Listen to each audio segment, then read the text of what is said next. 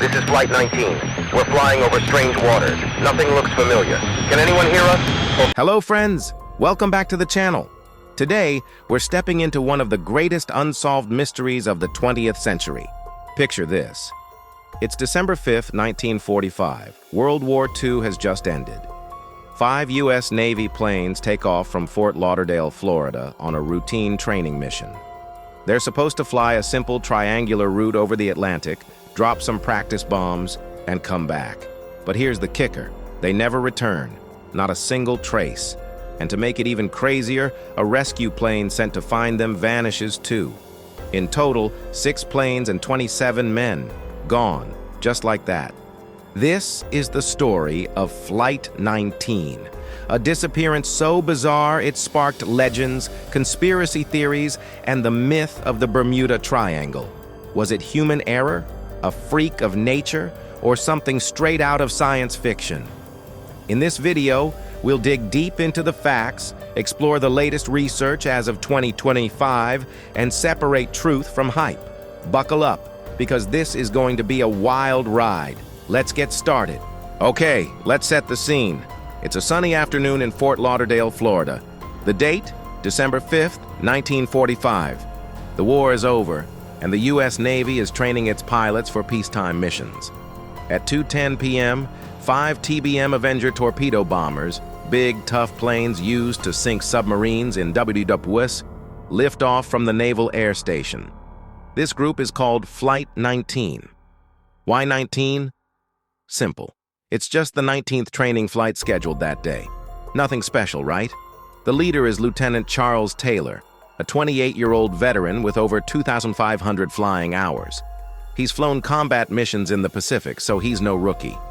The other 13 crew members are mostly trainees, pilots, gunners, and radio men, each with about 300 hours of flight time.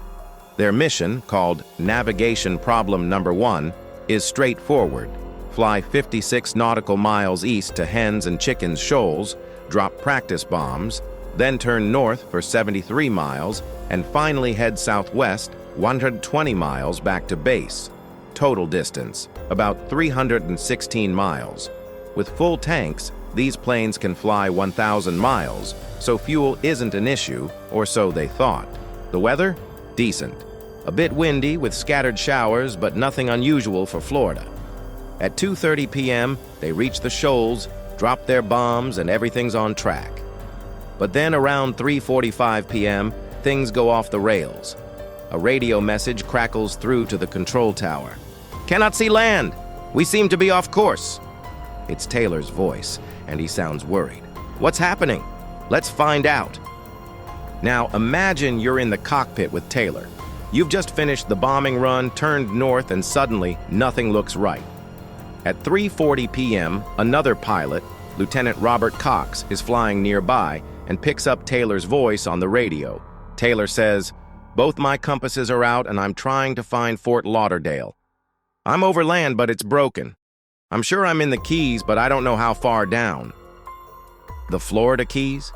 That's 200 miles south of where they're supposed to be. Cox offers help, but Taylor's confused. He thinks he's over the Gulf of Mexico, west of Florida, when really, he's likely east of the Bahamas. How do we know this? Because land-based radio stations triangulated Flight 19's position later that evening, north of the Bahamas, far from the Keys. Here's where it gets messy. Taylor's compasses, both the main and backup, are malfunctioning. In 1945, there's no GPS. Pilots rely on compasses, clocks, and dead reckoning, calculating position based on speed and time. If your compass fails over the ocean, you're in big trouble. Taylor's team starts arguing. One trainee says, "If we just fly west, we'll hit land." He's right. Florida's a huge target to the west. But Taylor insists on flying northeast, thinking he's in the Gulf and needs to head toward the coast. By 6:20 p.m., the situation's dire. Taylor's last clear message: "All planes close up tight. We'll have to ditch unless we make landfall. When the first plane drops below 10 gallons, we all go down together." After that, the radio goes fuzzy. By 7:04 p.m., the final garbled transmission fades out. Flight 19 is gone. But the story doesn't end there. The Navy scrambles to find them. At 7:27 p.m., a TBM Mariner, a massive flying boat with 13 crew, takes off from Banana River Naval Air Station, 140 miles north of Fort Lauderdale. These planes are nicknamed flying gas tanks because they're prone to fuel leaks and explosions. Ominous, right? 3 minutes later, at 7:30 p.m., the Mariner checks in. Mission underway. Then, poof, it's off the radar. A tanker ship nearby reports seeing a fireball in the sky at 7:50 p.m., followed by oil slicks on the water. No survivors, no wreckage recovered. Just like that, 13 more men disappear. The next day, the Navy launches one of the biggest searches in history.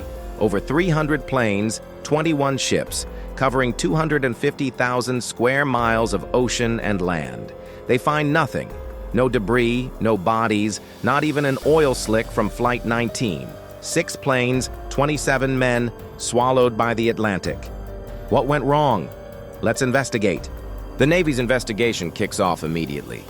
Their 500-page report, released in 1946, points the finger at Taylor.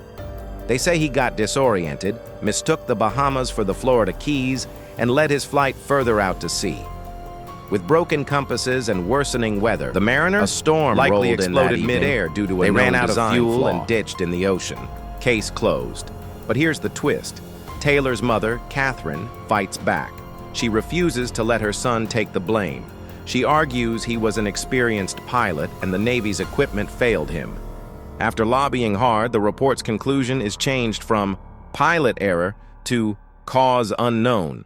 That ambiguity opens the floodgates for speculation, and boy, does it get wild. Now let's talk about the elephant in the room, the Bermuda Triangle. This is a loosely defined area between Miami, Bermuda, and San Juan, Puerto Rico, covering about 500,000 square miles. Flight 19's disappearance happens right in its heart. In the 1950s and 60s, writers like Vincent Gaddis and Charles Berlitz latch onto this story. They claim the Triangle is a graveyard of the Atlantic, where ships and planes vanish due to supernatural forces. Their books sell millions. They spin tales of alien abductions, time warps, even giant sea monsters. In 1977, Steven Spielberg's Close Encounters of the Third Kind shows Flight 19's planes reappearing in a desert, courtesy of UFOs. It's Hollywood gold, but is there any truth to it? Let's look at the data. Since 1840, over 50 ships and 20 planes have reportedly disappeared in the Triangle. Sounds spooky, right? But here's the catch. The Triangle is one of the busiest shipping and flight zones in the world. Statistically, its loss rate isn't higher than other heavily trafficked areas like the North Atlantic. A 2013 study by the Worldwide Fund for Nature found no evidence of unusual disappearances. So, is the Triangle cursed or just overhyped? Hold that thought. Okay, let's get rational. What's the most likely explanation? First, human error.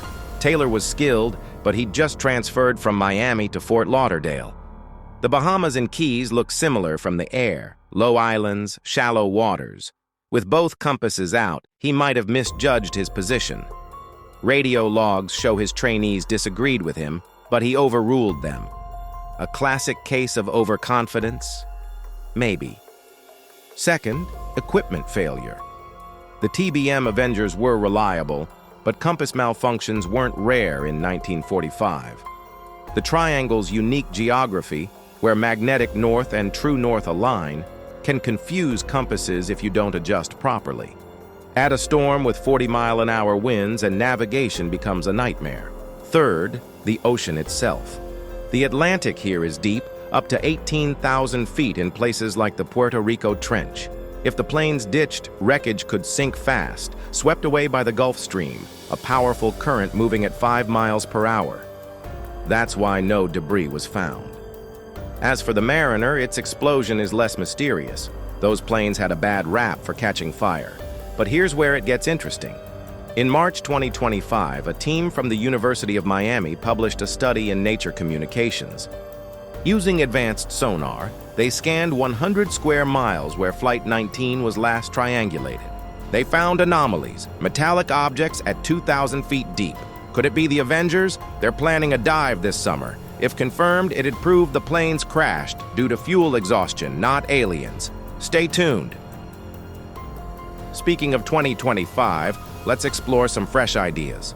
Last month, a paper from the Royal Meteorological Society suggested hexagonal cloud formations in the triangle could create microbursts, sudden 100 mm downdrafts.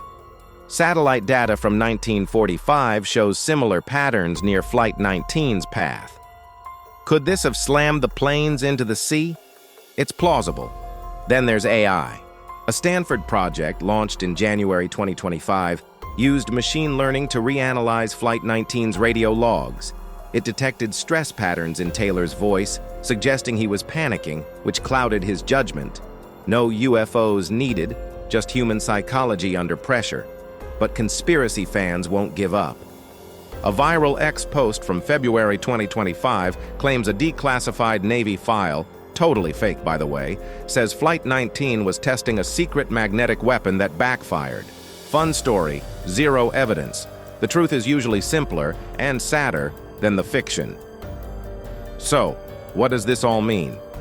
Flight 19 isn't just a mystery, it's a warning. In 1945, aviation was primitive compared to today.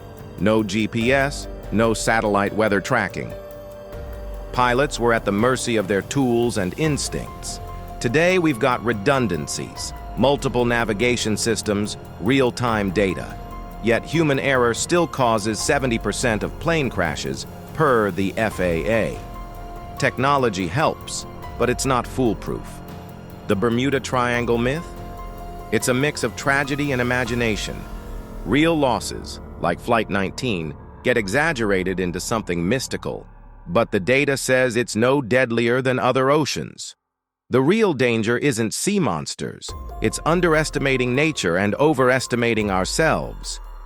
Now let's bring it home. You might think, Dhruv, this happened 80 years ago. What's it got to do with me? Plenty. First, support science. Projects like that sonar dive need funding. If we find Flight 19, we honor those 27 men and close a chapter. Second, question narratives. The Triangle legend grew because people wanted a thrilling story, not boring facts. Don't just swallow what you hear, dig deeper. Third, share this. The more we understand history's mysteries, the less we fear them. Hit that share button. Let's get people talking. So, friends, here's the takeaway.